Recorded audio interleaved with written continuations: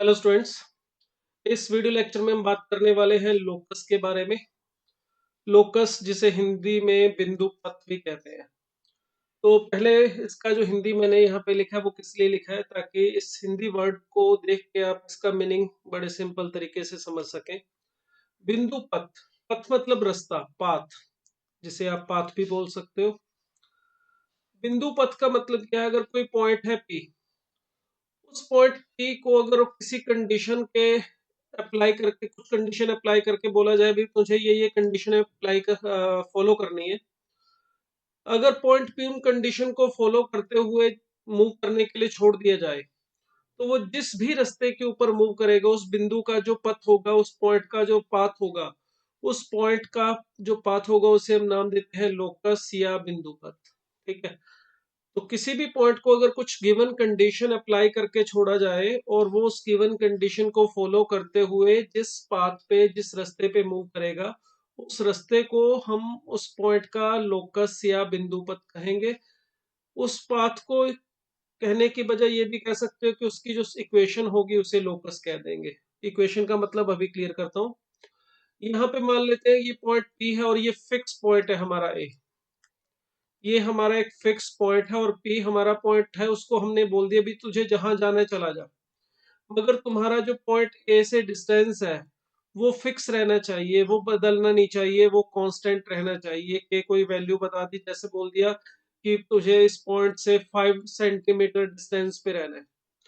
अगर इस point P को ये कंडीशन लगा के छोड़ दिया जाए कि पॉइंट पी तुझे इस एक्स वाई प्लेन पे मूव करना है, इस प्लेन पे मूव करना है और इस पॉइंट ए से फिक्स्ड डिस्टेंस 5 सेंटीमीटर पे रहना है, तो फिर पॉइंट पी देखिए कहाँ कहाँ जा सकता है।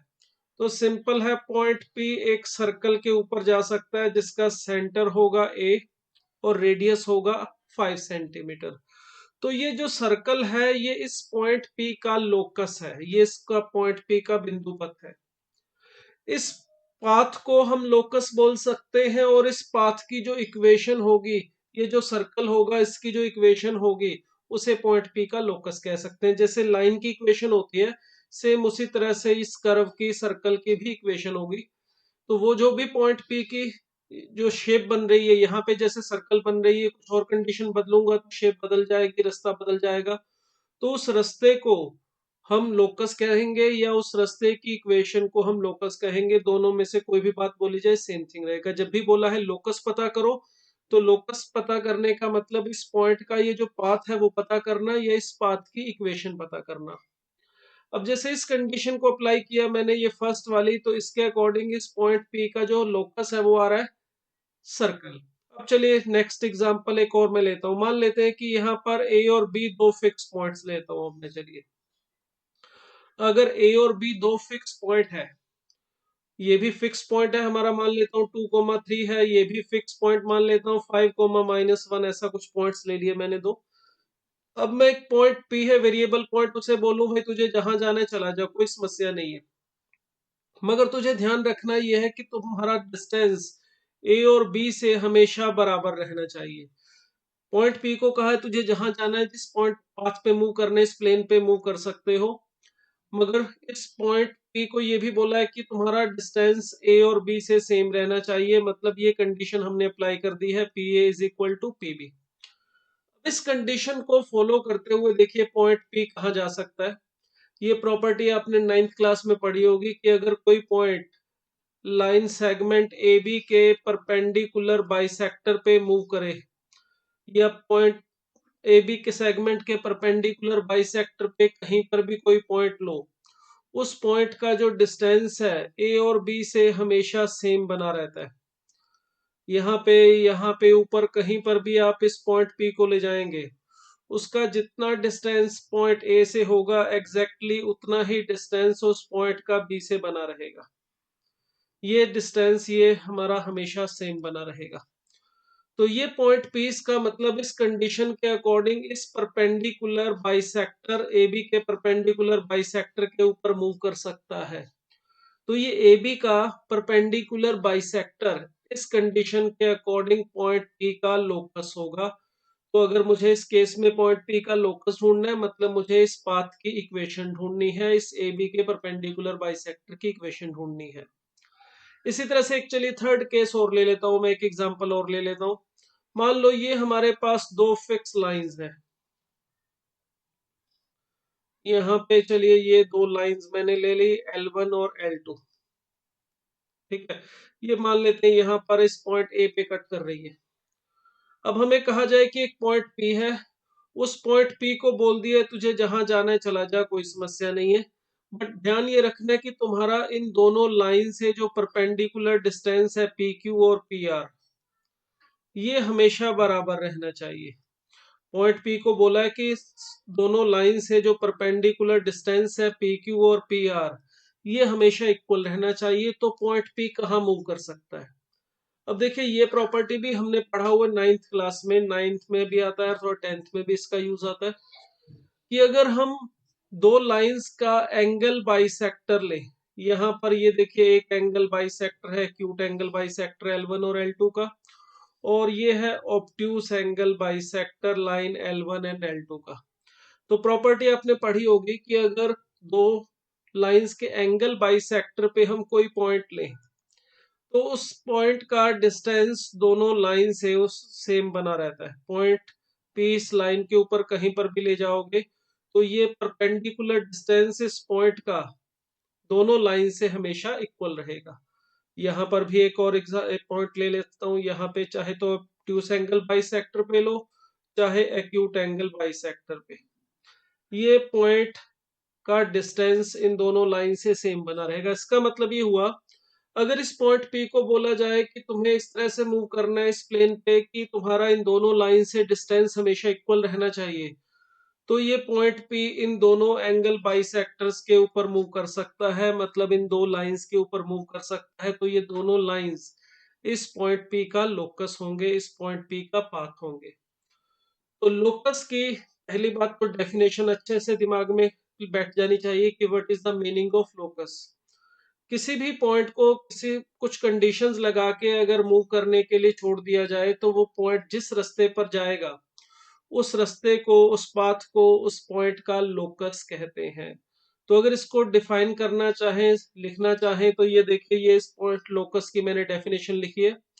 Locus of a variable point P is the path on which it can move under the given conditions। जो भी कंडीशन लगाई है उन कंडीशन को फॉलो करते हुए पॉइंट पी जिस रास्ते पे मूव करेगा उस रास्ते को उस पॉइंट पी का लोकस कहेंगे।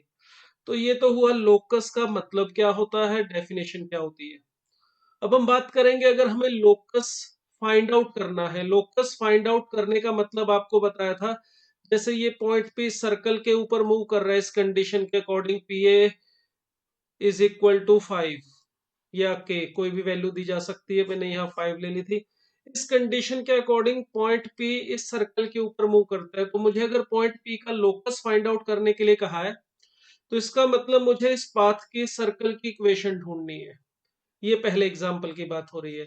इसी तरह से इस दूसरे एग्जाम्पल में मुझे ये कंडीशन अप्लाई की, P A is equal to P B apply करके बोला था कि इस पॉइंट पी को, ये पॉइंट पी कहाँ मूव करेगा अगर इसका ए और बी से डिस्टेंस इक्वल रहता है।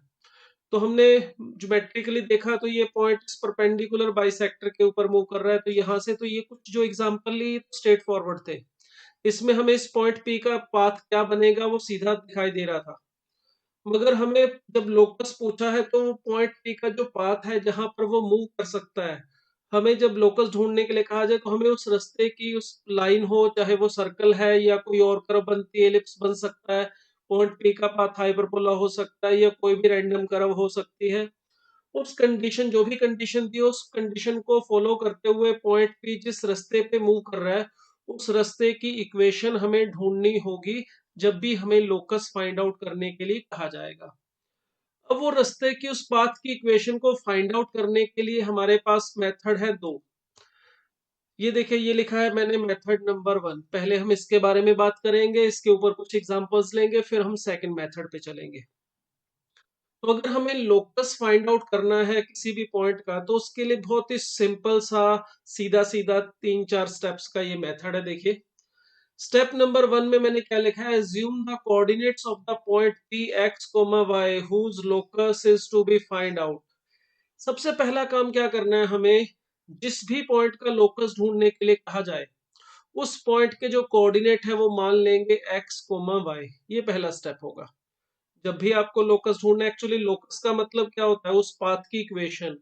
और इक्वेशन जैसे हमने लाइन की लिखी A X plus B Y plus C is equal to 0 X और वाई में लिखी, उसी तरह से हम आगे जब सर्कल पढ़ेंगे, एलिप्स पढ़ेंगे, हाइपरबोला पढ़ेंगे, किसी भी पाथ की जो इक्वेशन है 2 डायमेंशन में एक्स वाई प्लेन में एक्स और वाई के अंदर लिखी जाती है।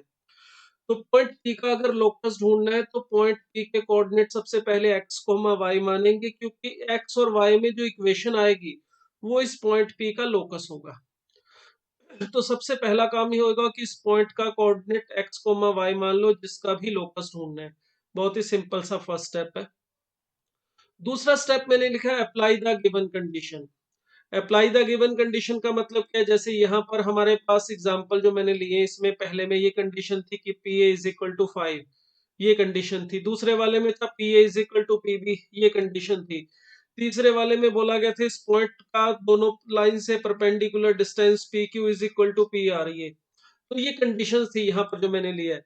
तो ये जो कंडीशन है वो हमने अप्लाई करनी है सेकंड स्टेप में। वो कंडीशन जो जो भी दे रखी है उसको ध्यान से अप्लाई कर देना है। कंडीशंस को अप्लाई करने के बाद हमें कुछ रिलेशंस मिलेंगे, और उन रिलेशन को जो हमें सेकंड स्टेप में मिलते हैं, the simplify the relations obtained in step number 2। मतलब जो भी आपको कंडीशन दी है उस कंडीशन को अप्लाई करते हुए जो रिलेशन बन रहा है, हमें उस रिलेशन को सिंप्लीफाई करना है। सिंप्लीफाई करने का मतलब जैसे कोई स्क्वायर रूट वगैरह आ रहा है तो स्क्वायर करके रूट खत्म करना है, या क्रॉस मल्टीप्लाई करना है, या कुछ टर्म लेफ्ट और साइड राइट साइड में कैंसिल हो पा रही है तो उसे कैंसिल कर देना है। जो जो फालतू चीजें उसमें से हटा सकते हैं उसको इक्वेशन को सिंपल बनाना है। तो सिंपल बनाते वक्त उसमें जो जो सिंप्लीफिकेशन हो सकती है, स्क्वायर करना, क्रॉस मल्टीप्लिकेशन करना, कुछ कैंसिल हो रहा हो तो उसे कैंसिल करना, ये सारे काम इसमें हम करेंगे। मगर इसके साथ साथ मैंने एक बात और लिखी है, simplify the relation obtained in step number 2 and eliminate the arbitrary constant. ये आर्बिट्री का शॉर्ट फॉर्म लिखा है मैं ARB, ये पूरा होता है आर्बिट्री कांस्टेंट। तो आर्बिट्री कांस्टेंट को हमने एज्यूम कर किया हो, अगर देखो साथ में मैंने ये भी लिखा है इफ एज्यूम। आर्बिट्री कांस्टेंट को हमने अगर एज्यूम किया है तो उसे खत्म भी करना है, उसे एलिमिनेट भी करना है। अब इसका क्या मतलब है, देखिए हमें ये जो कंडीशन अप्लाई करनी होती है, जो मैंने आपको बताया सेकंड स्टेप में अप्लाई द गिवन कंडीशन। कई बार ऐसा होता है कि हम उस कंडीशन को अप्लाई नहीं कर पाते, जो जो पॉइंट पी के कोऑर्डिनेट मान लिए या जो ए और बी के कोऑर्डिनेट दिए हैं या कुछ और इन्फॉर्मेशन दी है। हमें अगर कुछ कंडीशन अप्लाई करनी है, वो उस कंडीशन को अप्लाई करने में थोड़ी सी प्रॉब्लम आती है कि हमें कुछ चीजें एज्यूम करनी पड़ती है कि ये लेंथ इतनी है, या ये पॉइंट के कोऑर्डिनेट एज्यूम करने पड़ते हैं, ये है। कुछ कांस्टेंट ऐसे होते हैं जो हम क्वेश्चन में अपनी मर्जी से एज्यूम करते हैं। जैसे किसी लाइन का एक्स इंटरसेप्ट मान लिया अल्फा है, या किसी लाइन की स्लोप मजबूरी में माननी पड़ती है एम है, लाइन की इक्वेशन को लिखने के लिए पॉइंट दे रखा है मान लो लाइन के ऊपर, मगर स्लोप नहीं पता है तो हम उस लाइन की इक्वेशन लिखना चाहते हैं तो उसमें स्लोप को हमें एज्यूम करना पड़ता है। कई ऐसे चीजें होती हैं जब कई कैसे एग्जांपल्स हमें मिलेंगे जिसमें कंडीशन अप्लाई करने के लिए हमें कुछ कांस्टेंट्स, आर्बिट्री कांस्टेंट जिसे हम बोलेंगे, वो अपनी तरफ से एज्यूम करने पड़ते हैं। जो भी हम अपनी तरफ से कांस्टेंट एज्यूम करते हैं उसे हम कहते हैं आर्बिट्री कांस्टेंट। देखिए कांस्टेंट भी एक्चुअली दो तरह के होते हैं, एक तो होते हैं फिक्स्ड कांस्टेंट और एक होते हैं आर्बिट्री कांस्टेंट। आर्बिट्री कांस्टेंट को पेरीमीटर भी बोल दिया जाता है कई बार, ठीक है। फिक्स्ड कांस्टेंट तो वो होते हैं जो कि क्वेश्चन पूछने वाले ने हमें अपनी तरफ से प्रोवाइड कर दिए, बोल दिया मान लो कि इस ए बी कोई टुकड़ा है, लेंथ है उसकी, सेगमेंट की लेंथ है के सेंटीमीटर। अब के वैल्यू नहीं दी है हमें, हमें सिंपल बोल दिया कि उस टुकड़े की लंबाई है 5 के सेंटीमीटर। तो के हमें उसने कांस्टेंट दिया है, उसकी वैल्यू नहीं दी, मगर के जो बोला गया है क्वेश्चन में उसको हम अपनी मर्जी से बदल नहीं सकते। के की जगह में 2 के नहीं ले सकता, के की जगह में लैम्डा नहीं ले सकता, के की जगह में कुछ और नहीं ले सकता।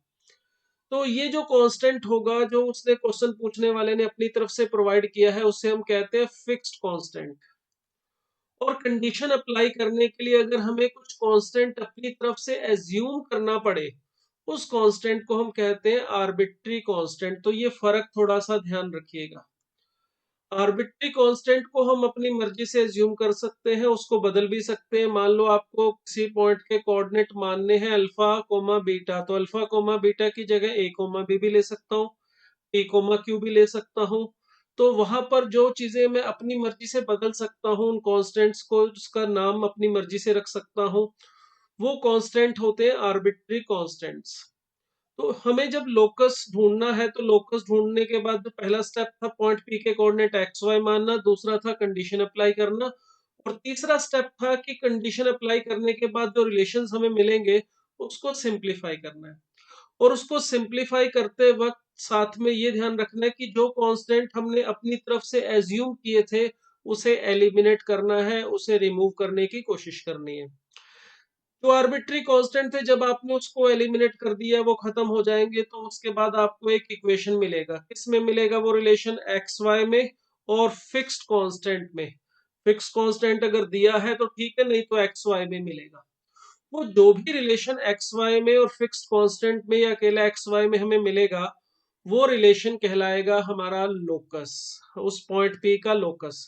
तो ये फोर्थ स्टेप स्टेप नहीं है, ये तो सिर्फ मैंने फालतू में लिख दिया है। स्टेप तो तीन ही है एक्चुअल में। पहला स्टेप पॉइंट के कोऑर्डिनेट एक्स वाई मानना, दूसरा स्टेप कंडीशन अप्लाई करना, एक या दो जो भी दे रखी है, तीसरा स्टेप होगा उस रिलेशन को अप्लाई करने के बाद सिंप्लीफाई करना। सिंप्लीफाई में क्या क्या कर सकते हैं? स्क्वायर रूट को उसे हटाने के लिए स्क्वायर वगैरह कर सकते हैं, क्रॉस मल्टीप्लाई कर सकते हैं, कोई एक्स्ट्रा टर्म जो दोनों तरफ लेफ्ट साइड से राइट साइड में प्लस माइनस में हो उसे कैंसिल कर सकते हैं। जो जो चीजें सिंप्लीफिकेशन हो सकती है, उसके साथ साथ एक काम एक्स्ट्रा और करना है। अगर क्वेश्चन में आर्बिट्री कांस्टेंट एज्यूम किया गया हो, ये जरूरी नहीं है कि हर क्वेश्चन में आर्बिट्री कांस्टेंट एज्यूम करोगे। हो सकता है आर्बिट्री कांस्टेंट की कोई जरूरत ना पड़े, कंडीशन सीधा सीधा अप्लाई हो जाए, तो फिर तो उसे एलिमिनेट करने का झंझट खत्म नहीं है, उसमें तो कुछ नहीं करना है, सिर्फ जो भी बाकी सिंप्लीफिकेशंस आपको बताए हैं वही करने हैं। बट अगर एज्यूम करना पड़े आर्बिट्री कांस्टेंट, तो जब हम सेकंड स्टेप में से जो कंडीशन है उसको सिंप्लीफाई कर रहे हैं, तो हमारा टारगेट ये भी होगा कि वो आर्बिट्री कांस्टेंट खत्म कर दिए जाएं। और उनको खत्म करने के बाद जो इक्वेशन हम बनाना चाहेंगे वो एक्स वाई और फिक्स्ड कांस्टेंट्स में बनाना चाहेंगे। फिक्स्ड कांस्टेंट आपको बताया, जो कांस्टेंट क्वेश्चन पूछने वाले ने स्टेटमेंट में अपनी तरफ से दिए होते हैं। तो वो जो एक्स वाई और फिक्स कांस्टेंट में लास्ट जो हमें रिलेशन मिलेगा, बस वहीं पर रुक जाना है, वो हमारा आंसर होगा, वो हमारा गिवन पॉइंट या वेरिएबल पॉइंट पी का लोकस होगा। तो ये है मेथड। चलिए अब इसका यूज करके कुछ एक एग्जांपल्स ले रहा हूं मैं। तो ये पहला एग्जांपल मैंने बहुत सिंपल सा लिया। देखिए, हमें कहा गया कि find the locus of a variable point P which moves in xy plane such that PA is equal to PB always। मतलब पॉइंट पी इस तरह से मूव करता है कि उसका ए और बी से जो डिस्टेंस है वो इस रिलेशन में आना चाहिए कि पॉइंट पी का जो डिस्टेंस ए से है वो बी से डबल रहना चाहिए। तो यहाँ पे ये मान लेता हूँ पॉइंट है 2, -1, और ये ए पॉइंट है हमारा, और यहाँ पर मान लेते हैं ये पॉइंट बी है 3, 2। अब इस वेरिएबल पॉइंट पी को बोला है तुझे जहां जाना है चला जा, कोई दिक्कत नहीं है, बट ध्यान ये रखना है कि तुम्हारा जितना डिस्टेंस ए से है उससे डबल बी से आना चाहिए। ये अगर मान लो एक्स है तो ये 2x होना चाहिए। ठीक है, तो इस कंडीशन को अप्लाई करते हुए हमें इस पॉइंट पी का लोकस ढूंढना है। तो देखिए, लोकस फाइंड आउट करने के लिए सबसे पहला स्टेप था हमारा कि जिस भी पॉइंट का लोकस ढूंढना है उसके कोऑर्डिनेट एक्स वाई मान लो। तो ये देखिए, ये पहला स्टेप हो गया। दूसरा स्टेप आपको बताया था कंडीशन अप्लाई कीजिए, तो P A is equal to 2 PB, ये कंडीशन है, इसे अप्लाई कर देता हूं मैं। तो पी ए का मतलब हो जाएगा पॉइंट पी का ए से डिस्टेंस, दैट इज x-2 का स्क्वायर प्लस y-1 का स्क्वायर, ये पी ए आ गया, is equal to 2 times PB.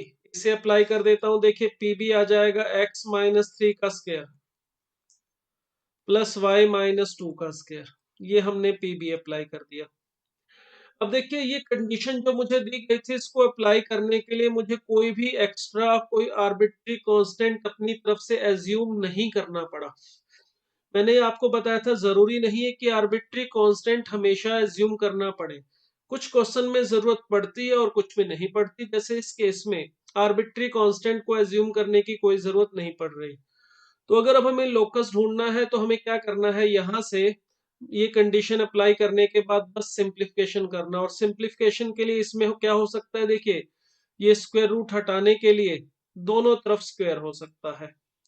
अगर हम यहाँ पे दोनों तरफ स्क्वायर कर दें तो देखिए लेफ्ट साइड में मिल जाएगा हमारा x square plus Y square. मैं साथ के साथ अंदर स्क्वायर भी खोल रहा हूँ। X square plus Y square minus 4x minus 2y plus 5, ये स्क्वायर रूट खोलने के बाद मुझे मिलेगा +5। तो स्क्वायर के साथ ये स्क्वायर रूट कैंसिल हो गया और ये जो बचा वो मैंने लिख दिया लेफ्ट साइड में।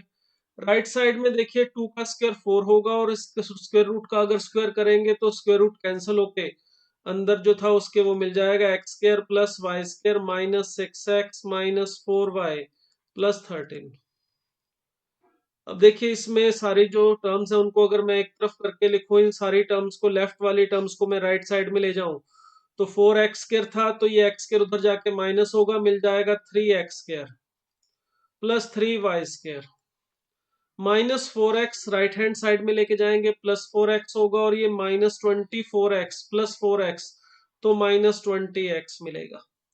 इसी तरह से 2y माइनस का राइट हैंड साइड में जाके प्लस का 2y हो जाएगा। एक मिनट, यहाँ पर थोड़ी सी मिस्टेक लगता है मैंने की है, यहाँ पे +1 था तो +2y आना चाहिए यहाँ पे। तो ये 2y राइट हैंड साइड में ले जाके -2y बनेगा।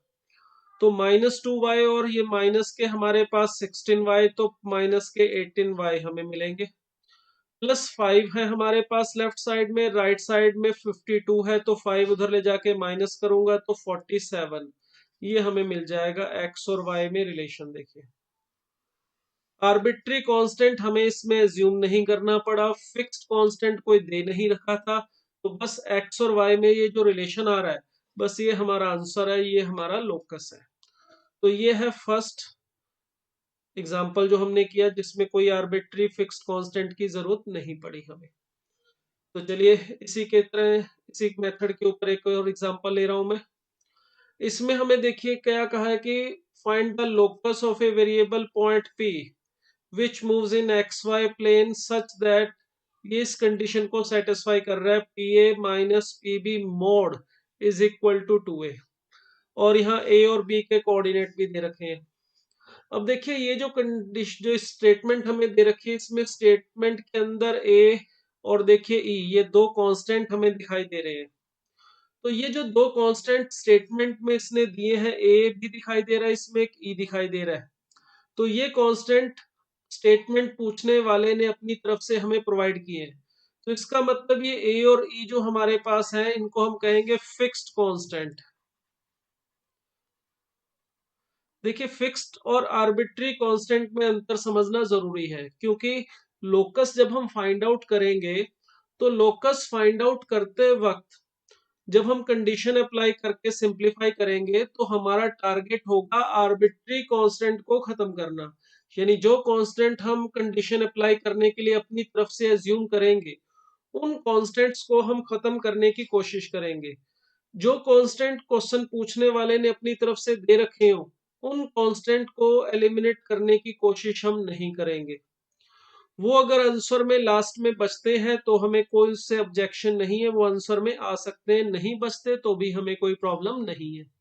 मगर हम अपनी तरफ से इन फिक्स्ड कांस्टेंट्स को एलिमिनेट करने की कोशिश बिल्कुल भी नहीं करेंगे। जो कांस्टेंट हम अपनी तरफ से एज्यूम करेंगे, अगर जरूरत पड़ी तो, नहीं पड़े तो कोई बात नहीं, अगर जरूरत पड़ी तो हमें उन्हें एलिमिनेट करना पड़ेगा। अब चलिए यहाँ पे देखिए, हमने पॉइंट पी का लोकस ढूंढना है तो पॉइंट पी के कोऑर्डिनेट मान लेते हैं सबसे पहले x, y।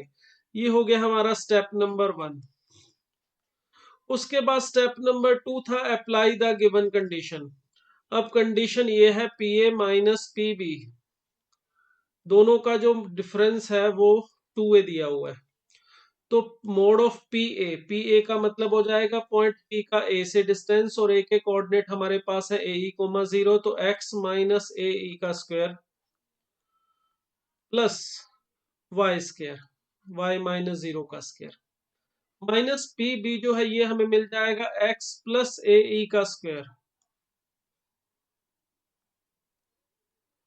Plus Y square is equal to plus minus 2a। ये हमें सॉरी प्लस माइनस नहीं, ओनली 2a, ये हमें गिवन है। देखिए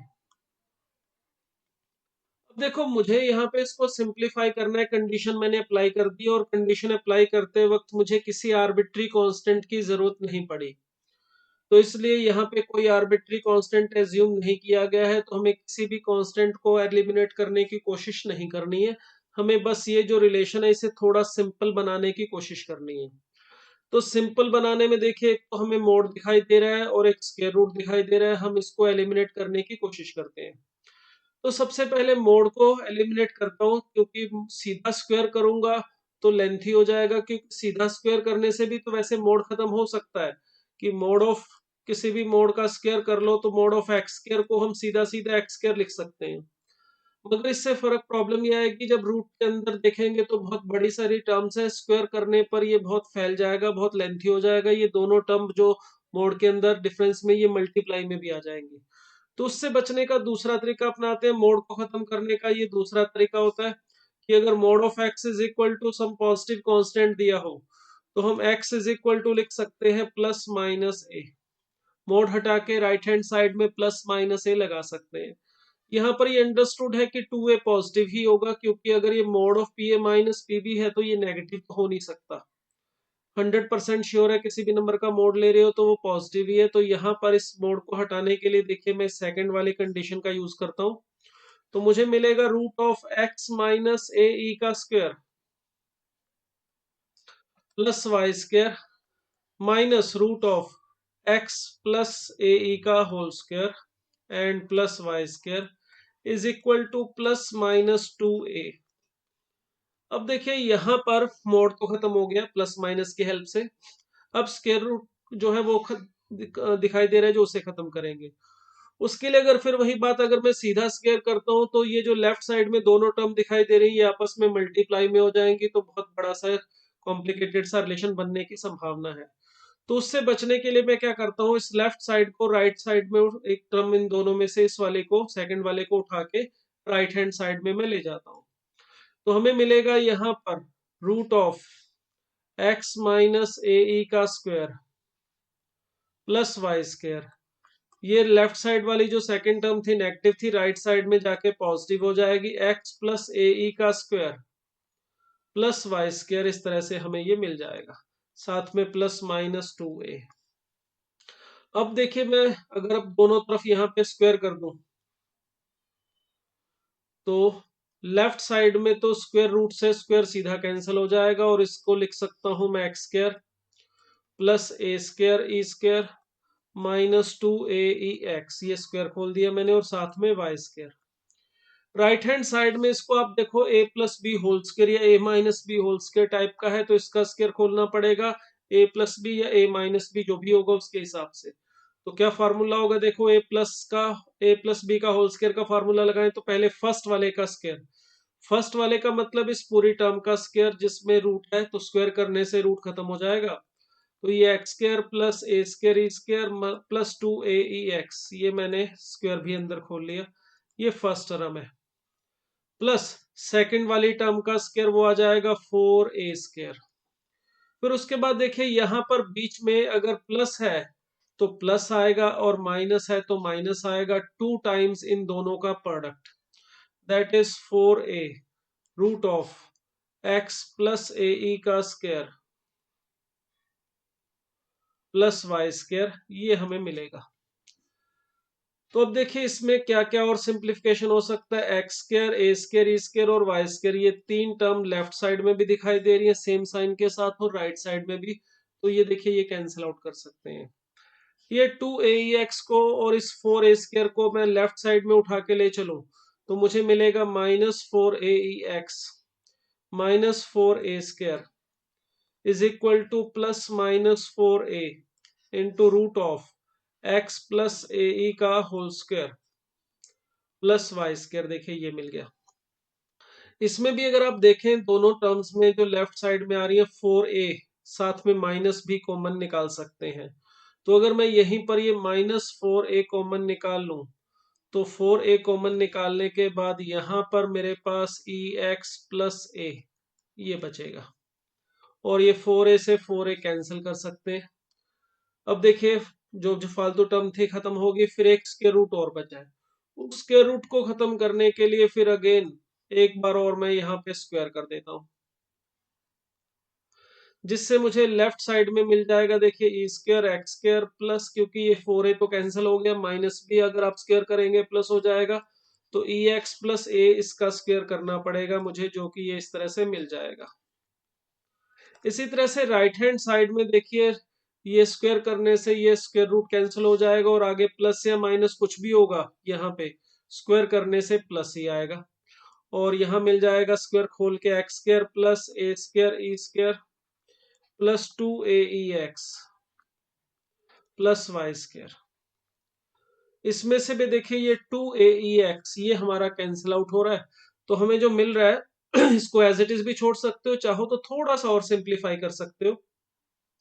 उस सिंप्लीफाई करने में ये देखो एक्स स्क्वायर वाली टर्म को मैं एक साथ कर दूं तो E square minus 1 into X square ये मिल जाएगा, माइनस वाई स्क्वायर, और यहाँ पर ए स्क्वायर ये वाला मैं इस तरफ ले आऊं राइट हैंड साइड में, तो ए स्क्वायर कॉमन निकाल के ई स्क्वायर माइनस 1 मिल जाएगा।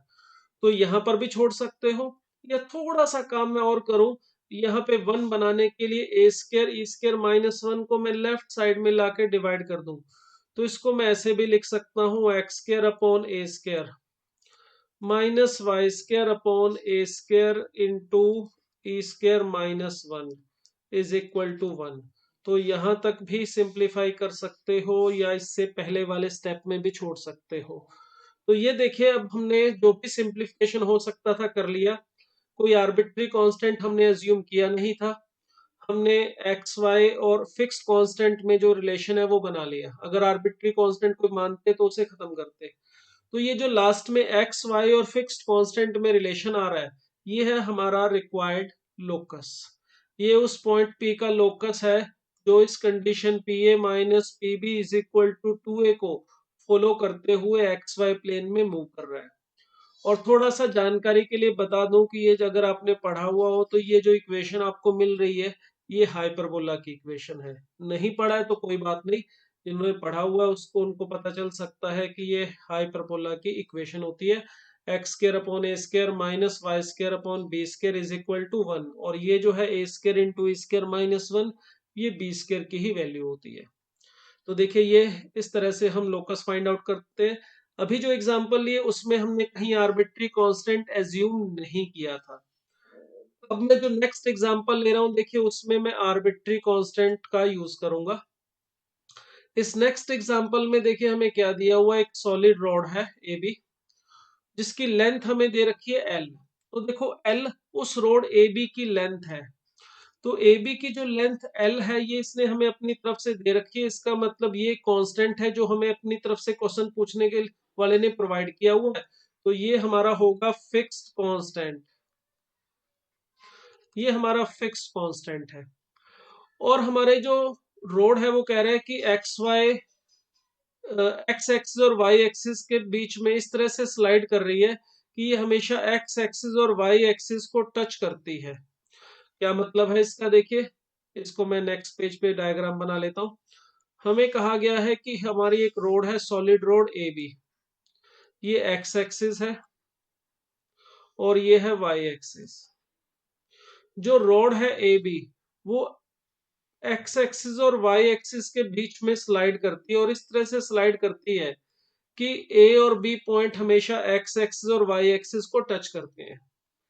अब ये जो रोड है जो स्लाइड कर रही है, हमारी स्लाइड करने का क्या मतलब है, देखिए अगर इस पॉइंट पी ए को मैं पकड़ के आगे की तरफ खिसकाऊंगा, थोड़ा सा आगे ले जाऊंगा, तो उस केस में क्या होगा, ये पॉइंट ए जैसे ही आगे जाएगा बी पॉइंट नीचे आ जाएगा। ठीक है, अगर ए को मैं पीछे की तरफ धकेलूंगा ओरिजिन की तरफ, तो बी पॉइंट ऊपर की तरफ खिसक जाएगा। तो ये रोड इस तरह से एक्स एक्सिस और वाई एक्सिस के बीच में स्लाइड कर रही है। तो चलिए एक बार इसकी मैं एक फिक्स पोजीशन एक ले लेता हूँ, मतलब एक सेट पोजीशन एक बार यहाँ पे मान लेता हूँ किसी टाइम पर, ये इस तरह से है। तो ये हमारे पास रोड है ए बी, और हमें इस ए बी की जो लेंथ है वो बता रखी है एल। और एल क्योंकि हमने नहीं माना है, ये क्वेश्चन पूछने वाले ने अपनी तरफ से दिया हुआ है, तो ये हमारा फिक्स्ड कांस्टेंट है। और क्या कहा गया है देखिए इसमें, find the locus of point P which divide A be in 2:3 internally. इस रोड ए बी के ऊपर वो पॉइंट जो इसको 2:3 में इंटरनली डिवाइड करता है, उस पॉइंट का लोकस ढूंढा है। एक बात और ध्यान रखिए, हमें बोला है कि पॉइंट पी जो ए बी को 2:3 में डिवाइड करता है, इसका मतलब ये होगा कि वो जो पॉइंट पी है उसका डिस्टेंस ए से 2 और बी से 3 होगा। तो जो पॉइंट पी है वो 2:3, गलती से अगर आपने ऐसे लिख दिया तो गलत हो जाएगा, क्योंकि अगर मैंने जैसे अभी लिखा है अगर आपने भी वैसे ही लिखा तो ये गलत है। क्योंकि अब देखो जो मैंने 2:3 में 2 ऊपर और 3 नीचे लिख दिया, 2 मैंने बी की तरफ लिख दिया और 3 मैंने ए की तरफ लिख दिया।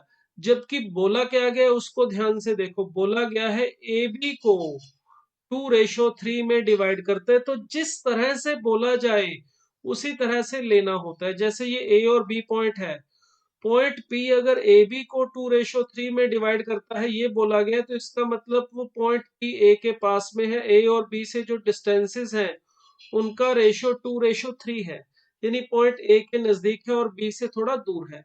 अगर मैंने 2:3 रैंडमली बिना सोचे समझे इस तरह से लिख दिया तो यहीं पर क्वेश्चन गलत हो जाएगा। ये अगर मैंने जो लिखा है 2:3, इसको ध्यान से देखें, ये पॉइंट बी ए को 2:3 में डिवाइड कर रहा है, ना कि ए बी को। बी की तरफ 2 और ए की तरफ 3 ले लिया, तो ध्यान रखना अगर आपने भी ऐसे ले लिया तो यहीं पर क्वेश्चन सारा गलत हो जाएगा। तो अगर सही तरह से लेना है तो ध्यान से पढ़ना कि किस पॉइंट की तरफ कितना रेशो बोला है। अगर ए की तरफ 2 और बी की तरफ 3 बोला है तो ये कुछ इस तरह से होगा, ए की तरफ 2 और बी की तरफ 3। तो ये पॉइंट है जिसका हमने लोकस निकालना है। तो सबसे पहला काम तो होगा इसके कोऑर्डिनेट एक्स कोमा वाई मानना, चलिए वो मान लिए। अब दूसरा काम क्या है, apply the given condition. Condition यही है कि पॉइंट पी ए बी को 2:3 में डिवाइड कर रहा है। मगर मुझे अगर ये पॉइंट पी के कोऑर्डिनेट फाइंड आउट करने हैं, ये सेक्शन फार्मूला लगाना पड़ेगा। क्योंकि कोई पॉइंट अगर किसी सेगमेंट को किसी रेशो में डिवाइड करता है तो हम सेक्शन फार्मूला से उसके कोऑर्डिनेट ढूंढ सकते हैं। मगर सेक्शन फार्मूला लगाने के लिए हमारे पास ए और बी के कोऑर्डिनेट पहले होने चाहिए, तभी सेक्शन फार्मूला लगेगा। मगर देखिए यहाँ पर कहीं पर भी हमें ए और बी के कोऑर्डिनेट नहीं दे रखे। तो इसका मतलब ये हुआ कि अगर मुझे इस पॉइंट ए का लोकस ढूंढना है, सॉरी पी पॉइंट का लोकस ढूंढना है, तो मुझे पहले ए और बी के कोऑर्डिनेट चाहिए होंगे ताकि मैं यहाँ पे सेक्शन फार्मूला अप्लाई कर सकूं। तो उसके लिए हम मान लेते हैं कि ये जो लेंथ है हमारी ओ ए, ये अल्फा, और ये जो लेंथ है ओ बी, ये बीटा है। जिससे पॉइंट ए के कोऑर्डिनेट में लिख सकूंगा alpha comma 0 and beta comma 0, sorry 0 comma beta. ये पॉइंट ए और बी के जो कोऑर्डिनेट अल्फा 0 और बीटा 0, ये हमें क्वेश्चन में कहीं पर प्रोवाइड नहीं कर रखे थे। हमने माना है अपनी तरफ से ओ ए जो है वो अल्फा है और ओ बी जो है वो बीटा है। तो अल्फा और बीटा क्योंकि हमने अपनी तरफ से एज्यूम किए हैं, तो ध्यान रखिए ये हमारे आर्बिट्री कांस्टेंट्स होंगे। तो अल्फा बीटा आर्बिट्री कांस्टेंट है, एल फिक्स्ड कांस्टेंट है, ये ध्यान रखना है। तो जब हम लोकस ढूंढने के लिए कंडीशन अप्लाई करेंगे तो हमारा टारगेट होगा कि आर्बिट्री कांस्टेंट यानी अल्फा बीटा को एलिमिनेट भी करना है हमें। तो उसके लिए क्या करते हैं देखिए, चलिए कंडीशन अप्लाई करते हैं। पॉइंट पी हमने इसके कोऑर्डिनेट माने एक्स कोमा वाई, और ये पॉइंट पी अगर ए बी को डिवाइड कर रहा है 2:3 में, ए बी ए की तरफ 2 और बी की तरफ 3, तो यहाँ पर देखिए सेक्शन फार्मूला में अप्लाई कर रहा हूँ पॉइंट पी के कोऑर्डिनेट ढूंढने के लिए। तो ये आ जाएगा 3 अल्फा प्लस 0/5। इसी तरह से y कोऑर्डिनेट आ जाएगा 0 + 2 बीटा अपॉन 5। ये पॉइंट P के कोऑर्डिनेट मैंने ढूंढे हैं सेक्शन फार्मूला से। A और B के कोऑर्डिनेट हमारे पास थे, ये पता है पॉइंट P इसको किस रेशियो में डिवाइड कर रहा है, तो सेक्शन फार्मूला अप्लाई किया। अब अगर ये भी x और y पॉइंट P के कोऑर्डिनेट है और ये भी पॉइंट P के कोऑर्डिनेट्स हमने फाइंड आउट किए 3 alpha by 2 and 2 beta by 5, तो कंपेयर करूं इनको पॉइंट्स को तो देखिए x is equal to 3 alpha by 2, sorry 5, and y is equal to लिख सकता हूं 2 बीटा बाय 5। अब हमारा टारगेट क्या होता है, जो कंडीशन है उसको अप्लाई करने के बाद आर्बिट्री कांस्टेंट अगर हमने कुछ एज्यूम किया है तो उसे खत्म करना पड़ता है, यानी अल्फा और बीटा को खत्म करना है। अब अल्फा और बीटा खत्म कैसे होंगे, देखिए ट्रायंगल ओ ए बी के अंदर हमें पता है ए बी का स्क्वायर किसके इक्वल होना चाहिए, O A square plus O B square, जिसमें ए बी हमें पता है एल है, एल हमें दे रखा था फिक्स्ड कांस्टेंट। ओ ए जो है हमारे पास वो है अल्फा और ओ बी है बीटा। तो देखिए अल्फा बीटा और एल में रिलेशन मिल गया और हमें अल्फा बीटा नहीं चाहिए। तो अल्फा और बीटा अगर नहीं चाहिए तो आप इस रिलेशन से देखिए, अल्फा को एक्स की टर्म में लिखना चाहें तो 5x/3 लिख सकते हैं। अल्फा की वैल्यू 5x/3 और बीटा की वैल्यू y की टर्म में लिखना चाहूं तो 5y/2 में लिख सकता हूं। तो देखिए मुझे यहां से इस रिलेशन में से अल्फा और बीटा खत्म करना है तो बड़े आराम से हो रहा है। देखिए L square is equal to आ जाएगा हमारे पास 25x² upon 9 plus 25y² upon 4। तो देखिए ये एक्स वाई और फिक्स्ड कांस्टेंट में हमें एक रिलेशन मिल गया। ये आर्बिट्री कांस्टेंट जो थे अल्फा बीटा वो हमने खत्म कर दिए। तो ये जो फिक्स्ड कांस्टेंट एल और एक्स वाई में हमें रिलेशन मिला है, इस रिलेशन को हम कहेंगे ये इस पॉइंट पी का लोकस है। थोड़ा सा और अगर आप इसको सिंप्लीफाई करना चाहो तो ऐसे लिख सकते हो, देखो अभी हमारे पास आ रहा है L square is equal to 25x² by 9 plus 25y² by 4, ये हमें मिल रहा है।